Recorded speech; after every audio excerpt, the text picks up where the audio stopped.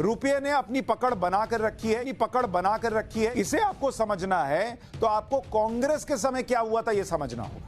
फेंको फेंको अपनी पूरी शक्ति के साथ फेंको।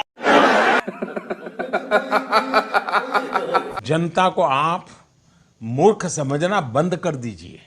कमजोर रुपए से अब भारत की निर्यात क्षमता बढ़ेगी। निर्यातक जिस प्रोडक्ट पर 74 रुपए का मूल्य पहले पा रहे थे, उसके लिए अब उन्हें 80 रुपए का मूल्य मिलेगा। इस प्रकार की बचकाना बातें किसी के गले नहीं उतरती, लोग मजाक उड़ा। दोस्तों, आज जब डॉलर के मुकाबले रुपया अपने सबसे निचले स्तर 83 पर पहुंचा है, तब सरकार के पक्षकारिता के लिए जाने जाने वाले पत्रकार एक बार फिर सरकार की सफाई को सही साबित करने की कसमकस करते सामने आए हैं। दिन ब दिन डॉलर के मुकाबले रुपए में हो रही गिरावट को प्रधानमंत्री का मास्टर स्ट्रोक बताने के लिए इन पत्रकारों ने बेहद बचकाने तर्क दिए हैं। वित्त मंत्री सीतारमण के हालिया बयान रुपया ढल नहीं रहा, डॉलर मजबूत हो रहा है, पर एंकर सुशांत सिन्हा ने ऐसा तर्क दिया जिससे शायद वो खुद भी सहमत हो। आज जब डॉलर 83 का हो गया है, तब कह रहे हैं रुपए ने अपनी पकड़ बनाकर रखी है। अपनी पाठशाला में इन्होंने बताया कि डॉलर जब मनमोहन सिंह के जमाने में 62 का था, तब ज्यादा कमजोर था। आज 83 रुपए का होकर भी रुपया अपनी पकड़ बनाए हुए है। रुपया बाकी करेंसीज के मुकाबले मजबूत हुआ, डॉलर दुनिया भर की करेंसी के मुकाबले मजबूत हुआ।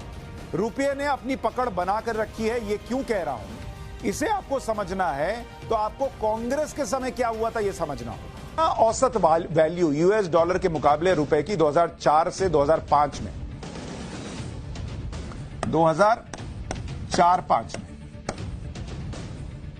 44 रुपए 93 पैसे। एक डॉलर जो है वो 44 रुपए 93 पैसे का था औसत 2004-5 में। 2013-14 में ये कितना हुआ, ये बढ़कर हो गया 60 रुपया। ये एक मिनट, ये हो गया $1 इज इक्वल टू 60 रुपया 50 पैसा। ये सालाना वैल्यू बता रहा हूं, एवरेज। और अभी कितना है 2022 ये है 82 रुपया 15 पैसा आज की तारीख में।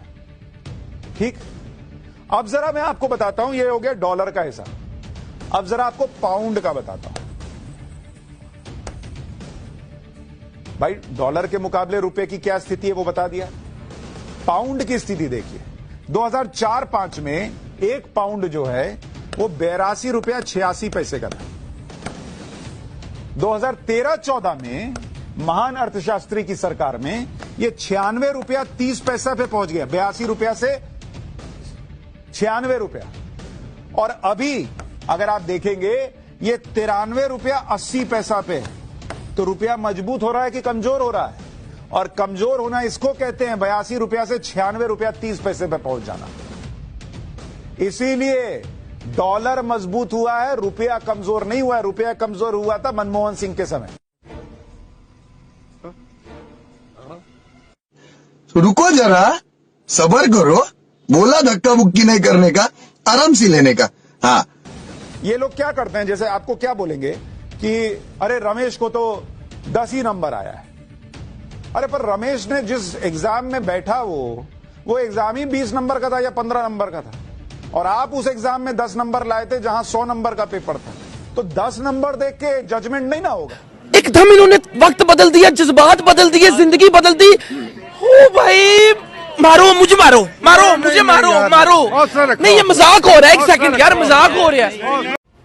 अगर आप इनके तर्कों पर ध्यान दें तो इनका कहना है कि रुपए को मजबूत पकड़ आपको तभी प्रत्यक्ष समझ आएगी जब आप इसकी तुलना कमजोर देशों की करेंसी से करेंगे। जब डॉलर से तुलना करेंगे तो कमजोर प्रतीत होगा, लेकिन पाकिस्तान और बांग्लादेश की करेंसी के मुकाबले रुपया मजबूत हुआ है। माने कि डॉलर की कीमत 83 रुपए पहुँचने पर ये पत्रकार महोदय के लिए कोई चिंता का विषय नहीं, भले ही भारत विदेशी व्यापार डॉलर में करता हो।